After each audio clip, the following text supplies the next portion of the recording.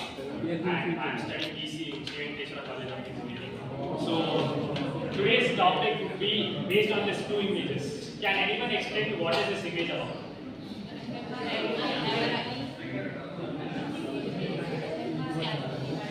I don't think that is an eye or something like that. So they can guess.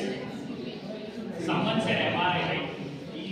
MRI, okay, fine. Then what is that? This is MRI scanner, I agree with that. That one. Brain. It's a brain or a bioimage of a brain. There is difference between. Okay, how many of you have gone through bioimaging 12th itself? Bioimaging. In 12 PCMB students, bioimaging. No one? So okay, then I will be explaining today that content would be bioimaging and artificial intelligence used for disease diagnosis. So how this bioimaging and artificial intelligence will come to in a role so that we can detect the disease as well as diagnose it well in advance so that it doesn't reaches the fourth stage or fifth stage like you can come out of cancers and all. Right? So the contents that we will be covering are, so first we will be going through the general introduction about what bioimaging is, what artificial intelligence is about. Next would be the types. Types refers to the techniques, how many techniques are there in bioimaging. Next would be AI technologies and bioimaging. Benefits, that how it enhances the capability of recognizing the disease. Case studies, limitations, and future trends. With this, we will be concluding our presentation. So first, we will be going with the topic that is introduction. So everyone, can you please tell me what is this about? That image which you can see over there. Nowadays, this is called as AI. With the help of AI, we can detect or scan our body in total from top to bottom, and we can go through inside like it's a transparent material. Like we can look here and the opposite side itself. Like this is my body. You can see the board also with the help of the MRI scanners or the technology of AI that is availability now. So with this, we will be understanding what is bioimaging. So definition: bioimaging involves the uses of various imaging techniques to visualize biological process in real time with the living organisms. Which means you can scan your organisms, with the organs which is present in you. Like first it was experimented in the year of 1990s. So at that time there was the project. At that time there was this scanning taking place between rats or small mammals which used to take place. So from there this revolution has come. The first invention was X-ray, and now we have MRI, CT scans, various scans, etc. So now with this we can understand that it encompasses a range of technologies such as MRI, magnetic resonance imaging, CT, computed tomography, PET, positron emission tomography, X-rays and ultrasounds. So these are the kind of bioimaging processes available in current technologies, and in future we expect to grow more about less like even generating it by in your phone itself. Now you are taking place to an hospital and then you are detecting it. By future they are expecting it to take it place within a phone, which you stand, they'll scan you in the phone itself, it is available. So that is what the future scope is totally about. So next we'll be understanding artificial intelligence, one of the major sector which is leading the job industry now, that is AI. And most of you guys might have known that minor degree people have also registered for this artificial intelligence. So this totally depends on the stimulation of human intelligence processed by machines. So machines act as humans, they think as humans, respond as humans, because till now humans are the most responsible, means I can say like who can respond in a very decent way to situations is considered as humans, not the animals. That is why they are very or differentiated from the rest of the animals. Otherwise, we are also the same. We have also evolved from the monkey itself to a human. But we are differentiated because of our thinking skills. So that is why we are putting our thinking skills into a machine so that it can also develop the same way to respond and it can do the task of 1,000 humans or lakhs of humans by a few number of 20 to 30. So that is what the reduction is taking place over here. So there are two types of techniques, that is machine learning and deep learning inside AI. So next we'll be looking into the bioimaging techniques. So this is where the types come into the role. So first would be X-ray. X-ray was the basic kind of invention done for scanning. X-ray is now also used for minimal charges, like if you see, you can get this in detection of your when you have crack in your bone or tear in your muscle.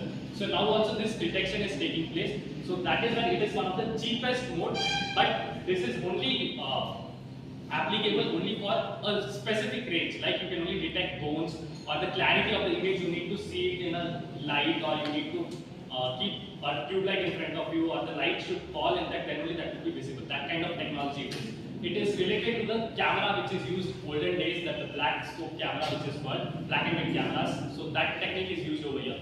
And then comes MRI, magnetic resonance imaging. Uses of magnetic fields and radio waves to generate detailed images of organ and tissues, particularly useful for brain and spinal cords. For brain especially, we use MRIs. Like we can't use ultrasound or whatever the most developed thing also can't be used for brain, because brain has certain limits that it can only receive radio frequencies as well as magnetic frequencies. Once it gets exposed to infrared or ultraviolet, it damages the brain. So that is the reason still now also, if there is any brain tumor or a brain cancer patient is treated by MRI.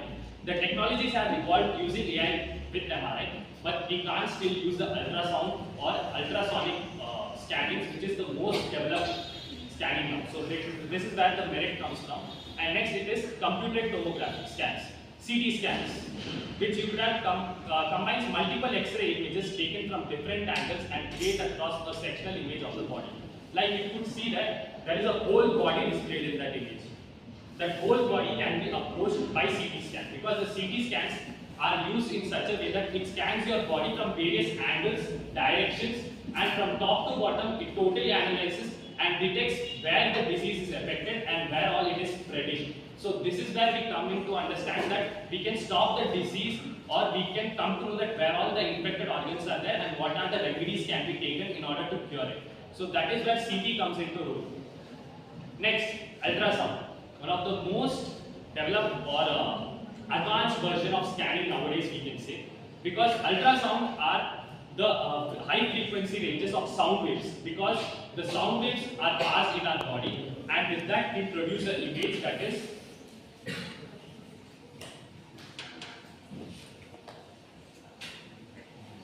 with that it produces the parental care or visualized organs. So that is where ultrasounds come into role. Like now you see that ultrasounds are used in various equipments, like detecting an image, or outside, like bats use their ultrasound voices in order to detect the objects. In the same way only we use this in order to scan the image which is present, or the internal body. So that is where it comes into role. And next it is positron emission tomography. This is the most advanced one, recently found in 2015. So this scanning, this process is done by UV rays only, and this and radioactive ways that are like you can say nuclear radiations. These are the kind of radioactive we have seen, and under that UV is one of the radiations, and that is where we use the UV radiation in order to process the body and find it.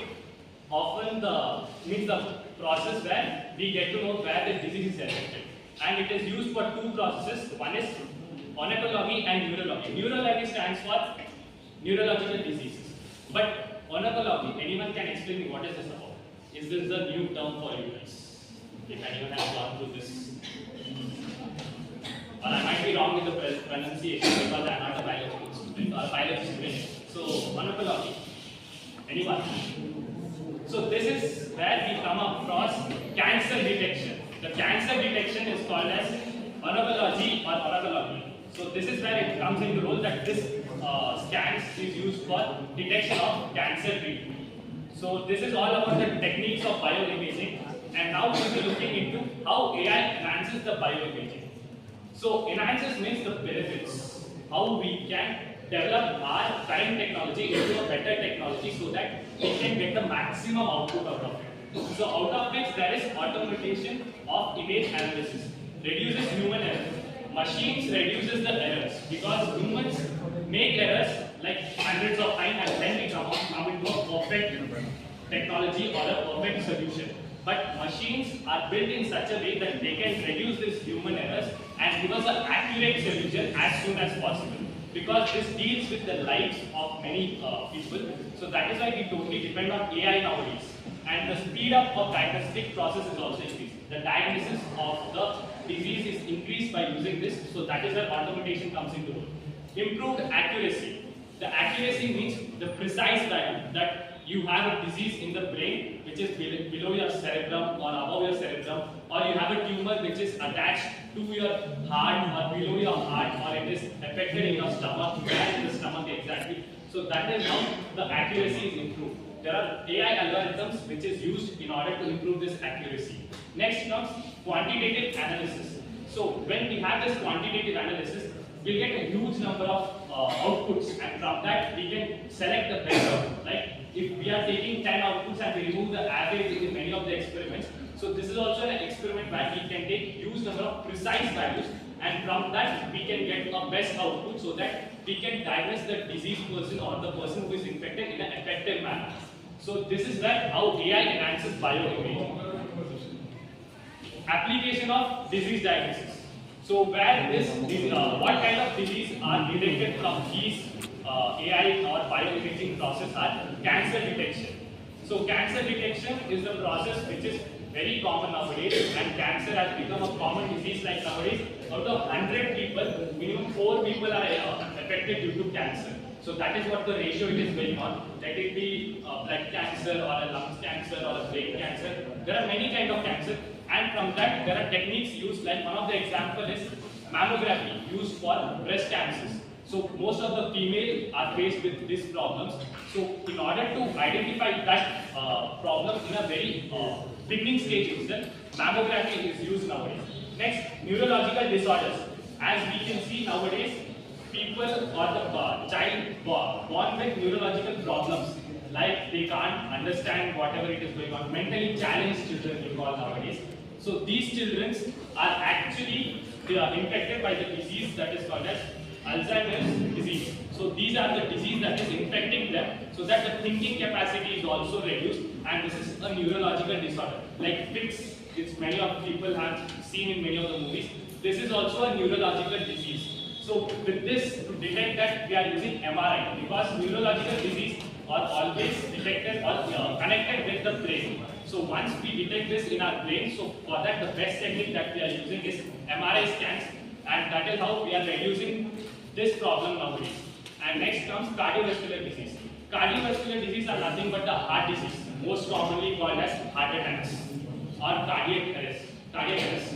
So this is where we come into the role, that by using AI algorithms, we detect those diseases properly and we provide the solution. Like a pacemaker is an evolution for detecting the heartbeat or the heart flow. Nowadays in the smartwatches also we can see that heartbeat rate is measured, BP is measured, pulse is measured. So these kind of things are taken place only because of artificial intelligence.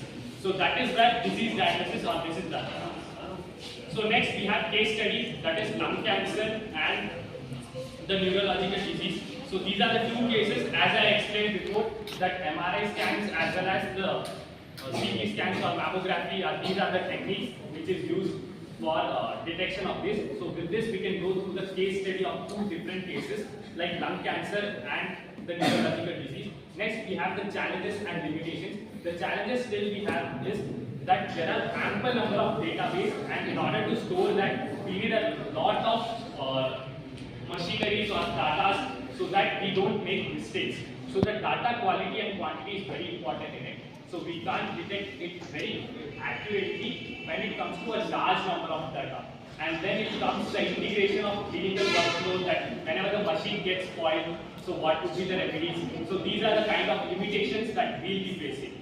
So future trends, as I said already, that AI algorithms and many more things, as we are electronics engineers, we can develop more and more technologies. As nowadays we can see that most of the technologies which are developed that are not done by CSE students, as they say, algorithms related to them. But now whichever the CT scan, MRI scan, all are done from EC branch or the core electronics or electrical branch people only. So that is where our future trends comes into. And next we will be having a conclusion that I would love to conclude with saying that we being a responsible citizen, we need to take steps or measures in order to improve this technology and come up with the best output so that we can provide the best to the society. Thank you.